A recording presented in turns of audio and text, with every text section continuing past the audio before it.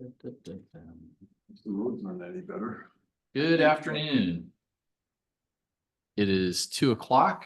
This is the Jefferson Public Utility District special meeting that we're going to consider the Shine Plat LUD final assessment today. My name is Jeff Randall.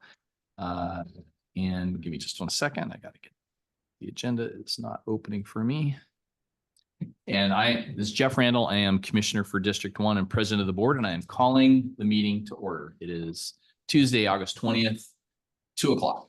And we are now called to order. Can we have a quick roll call? My name is Jeff Randall, Commissioner for District 1 and President of the Board. Kenneth Collins, Commissioner, District 2.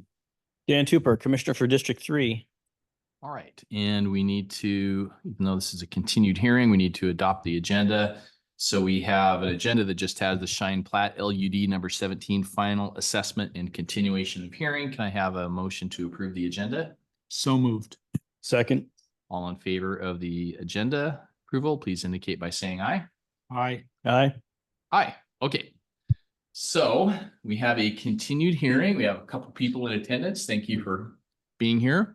Who wants to kind of connect us where we left off at the last hearing and the issues that we felt like we needed to address today? Is that Mike or Joel, or who wants to lead us?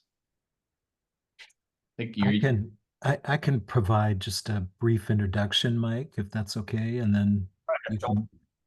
So at the first hearing, we left it open. There were some. Well, first of all, this is the second hearing on the assessment. That's essentially a continuation of the first hearing.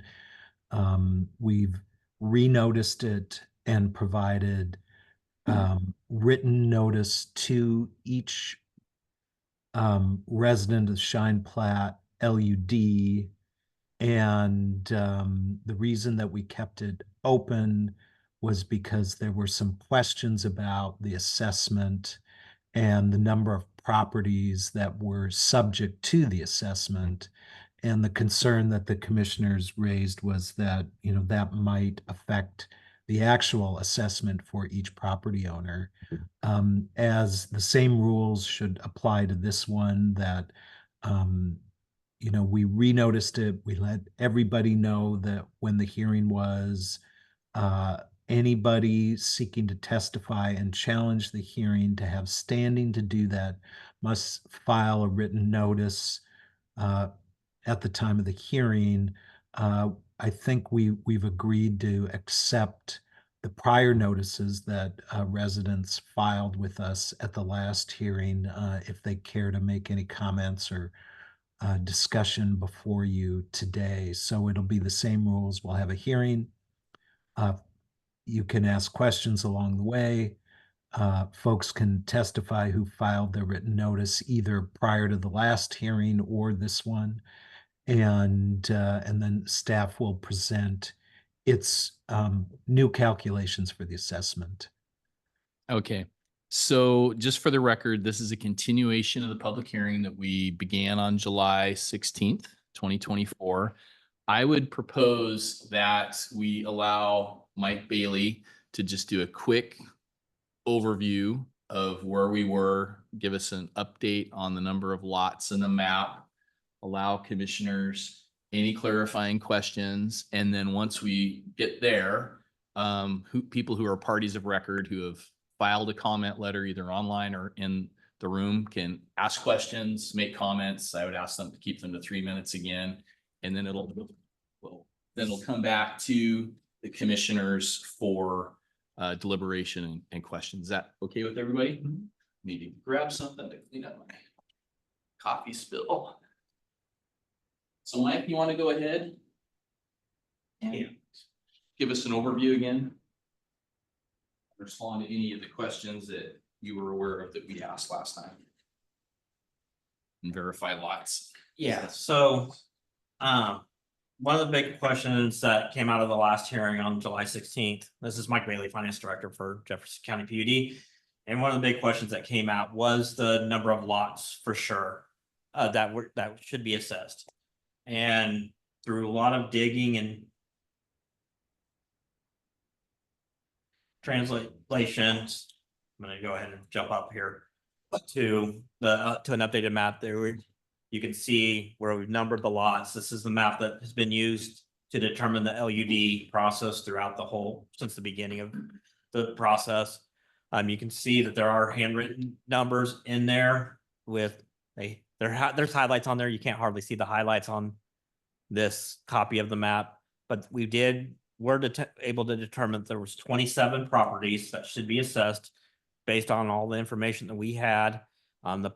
There was a question on whether the park area down there was included. It was not included. It looks like there was a tap just because we were going by there that we did kind of tap into it, but we did not include it in the meter, in the assessed properties. There was a question in regards to property owned by Chris Egan down there. And there's 3 lots that he owns. 2 of them are combined as 1 lot. That's the number 5 down there at the bottom. So yeah, there is that. So, and we did verify with the county tax assessor's office list of the people that from the beginning, that Samantha Harper, who was our former water engineer, our water engineering director, got, and then he sent us an updated list, and we were able to verify with the same amount of information on there. So we are pretty confident that it is 27 properties that should be assessed based on all the information that we have. Mike, can I ask you a quick question? I see, it may not be easy for everybody in the back of the room to see, but so the handwritten numbers are the final numbers on the number of lots. And then just looking at the color coding, you've got this area here of what was originally 4 lots. It was yellow petition. That one was green. Green. Can you Yeah. scroll up? I don't know if that's possible. No, What does it say for green? What does that read? Let me go to a different, I have to look that up real fast because I don't have it. It's lots petition for exemption, something. Lots petition for exemption due to lot size as it relates to on-site septic. So we went from 4 lots to 2 lots. So once it was, each of them were 2 lots, then they were okay for septic. Yeah. Okay. So the yellow ones were lots that got petition for exemption due to wetland constraints. Okay, so instead of 4 lots, we now have 2 lots. Yeah, so, and then the green, so there was 5 lots that were originally marked that were exempt, that petition for exemption because of wetland constraints. And then the 4 lots there that were originally 28, 29, 31, 30, and 31. I marked them as 25 and 26 as I was doing my counts. They went from 4 lots to 2 lots each. So, And then this map's getting kind of busy, and I assume we're gonna have some sort of map that's gonna live in, at least for the life of the LUD, of the official map of the lots of, are we gonna clean this up and make it an exhibit, or how do we do this for public record? And maybe that's a Joel question. What do we have for the final determination? Or do we just write the date on this one and say the hand numbered ones are the actual official numbers? we will Kevin's telling me that we'll get it cleaned up. I mean, we'll find one map because even Jeff Chapman, the assessor's office, sent me basically the same map with some of not the circles on it. I don't believe, I can't remember right. It's been a couple of weeks since I looked at that map, but this is the one that we were used, and Joel's got his hand up, so he may have more information there. Okay, Joel? Thank you. I'll just remind everyone that we will have, once the hearing is complete and once the commissioners make their final determination on the assessment, we will prepare a final resolution, and we will have final maps and materials attached to that. Okay, so this is a work in progress now, but when we get the final resolution, we'll have a cleaned up map. All the color coding probably won't have color coding, so it might get copied in black and white at some point. Yeah. So everybody knows what the final determination is. Okay, thank you. Please continue. Okay,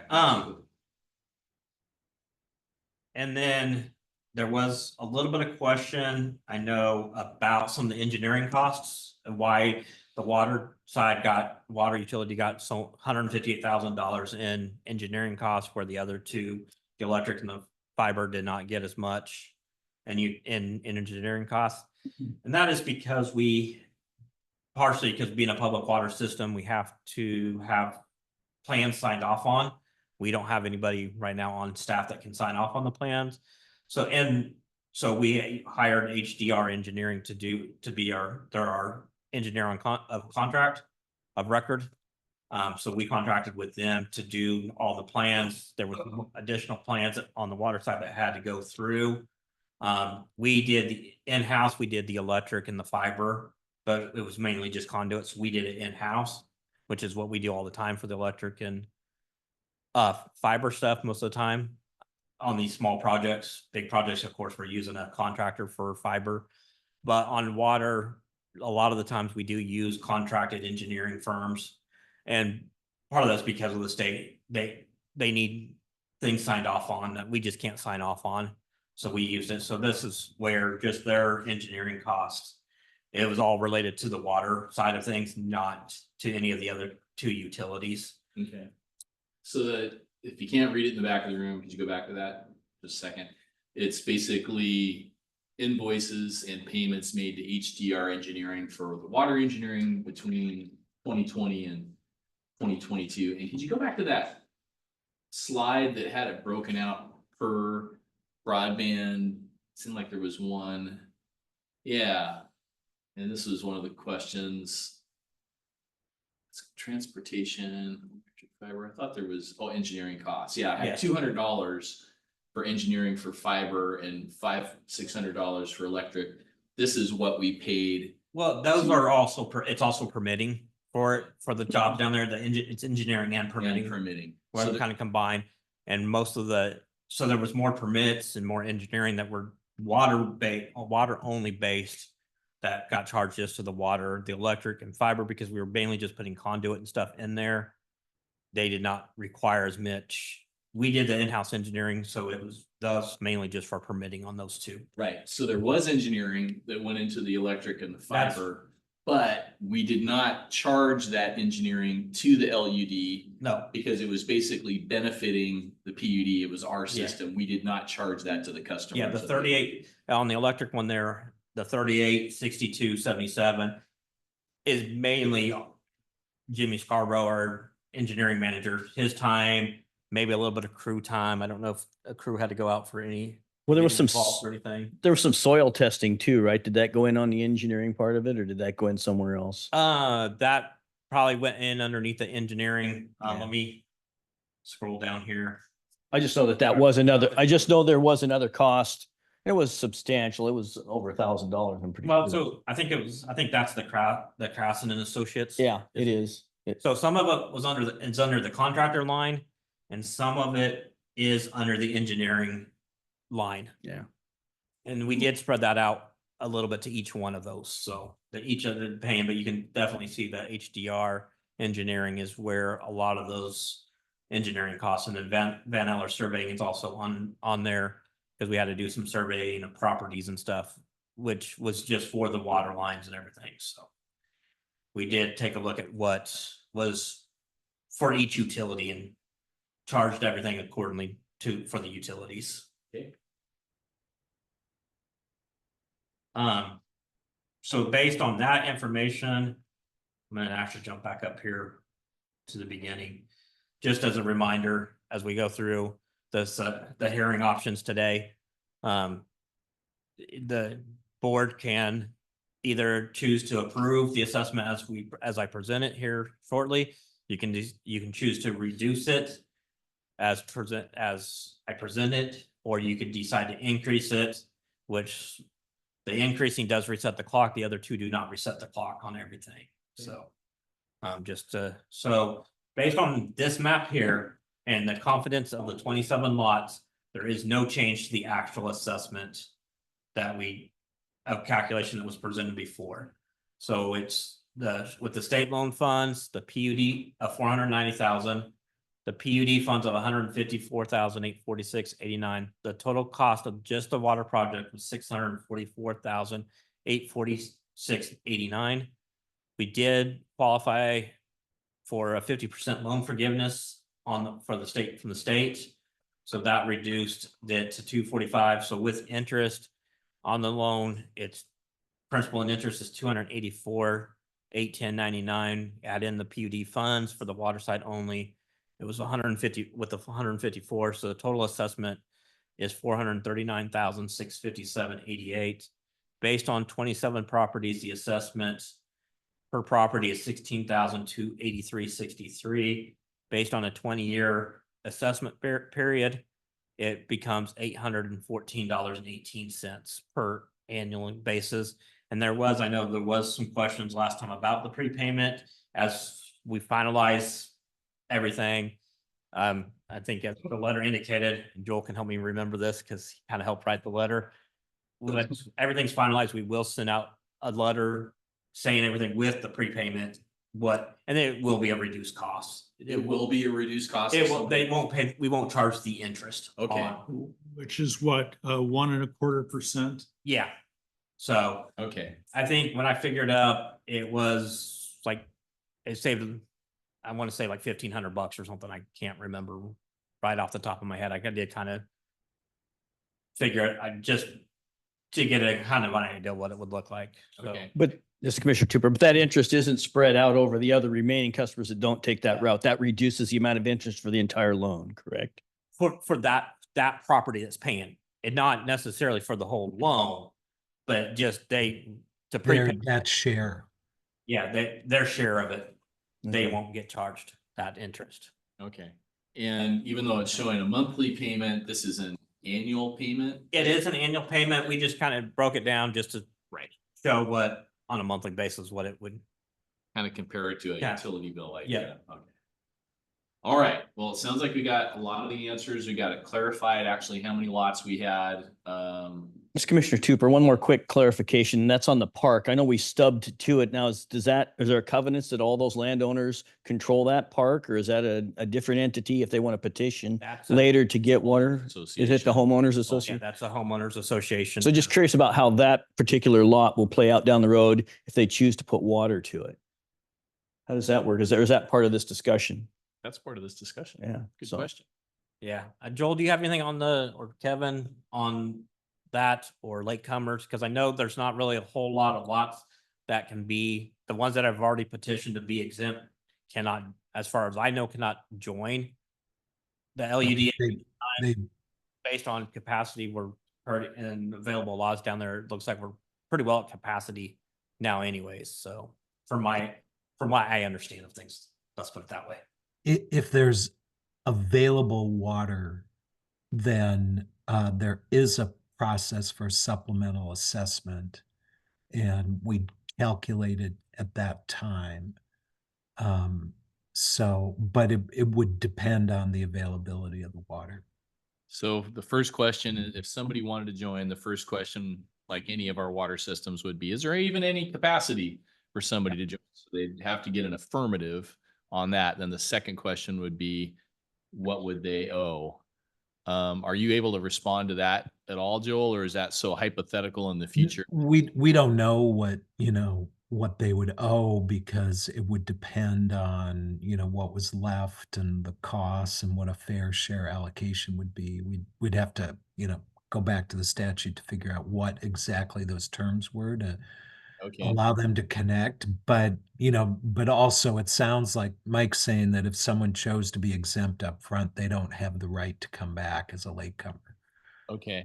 So, and that would be a staff determination at that point, kind of like how we deal with everything with a new water connection, of what they would owe. Yes. Yeah. Necessarily involve a public hearing or Yeah. this process, once this Yeah, process. because you're setting the assessment right now. Okay, And it wouldn't involve recalculating the rate for the 27 properties included today. that's a question for you, Joel. Would it- Yeah. No, I don't think so. Keep Keep going. Keep Okay. going. Because it's going, and I'll let me just look at something. Thanks. included as one of the 27. So once that's set at 27, I would think that those assessments wouldn't change because of another addition, another I think that the question is whether you add a 28th and does that somehow reduce everybody else's? Right.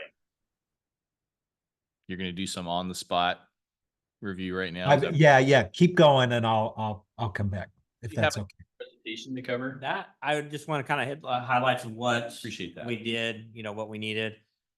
If the commissioners have any other questions or need any other reminders, then I'm happy to go over more. Okay, But those were the big items that I think came over from the last time. So. okay.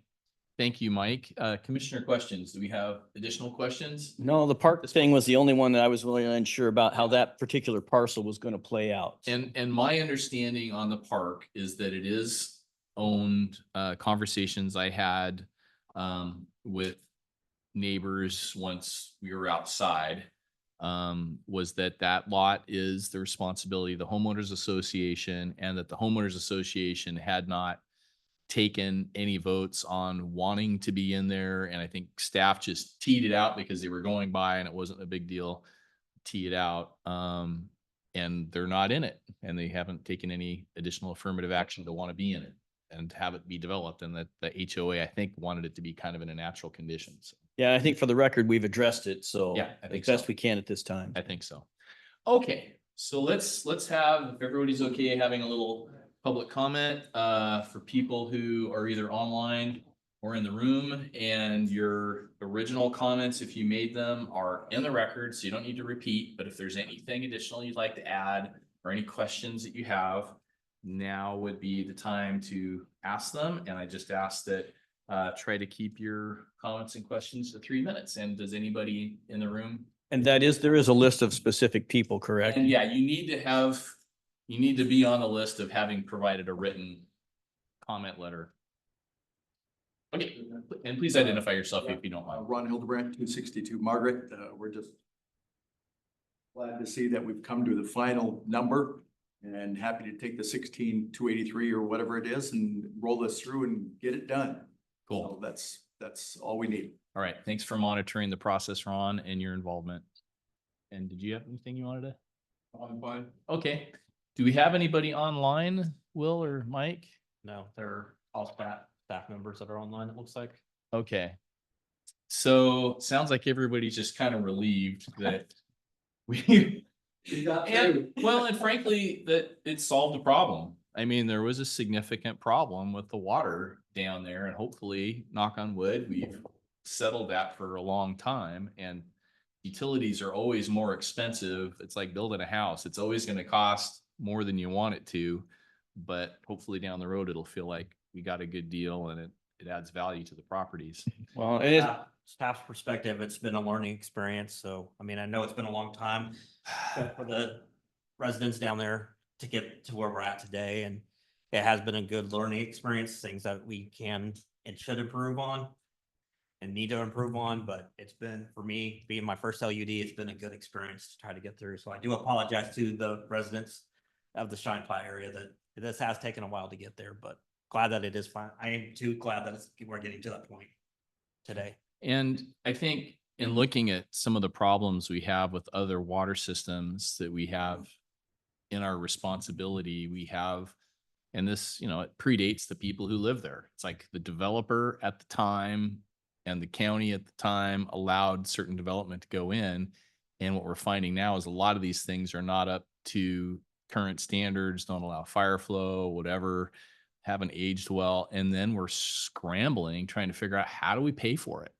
And what I appreciate about the LUD process is it's the people who benefit from it are paying the cost. We did get a significant reduction of the public funds through the loan forgiveness, which is good work on the PED's part.